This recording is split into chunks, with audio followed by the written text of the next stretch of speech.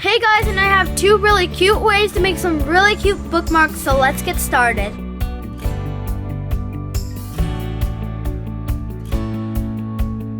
You'll need paper clips, beads, and ribbon, and it's any color choice.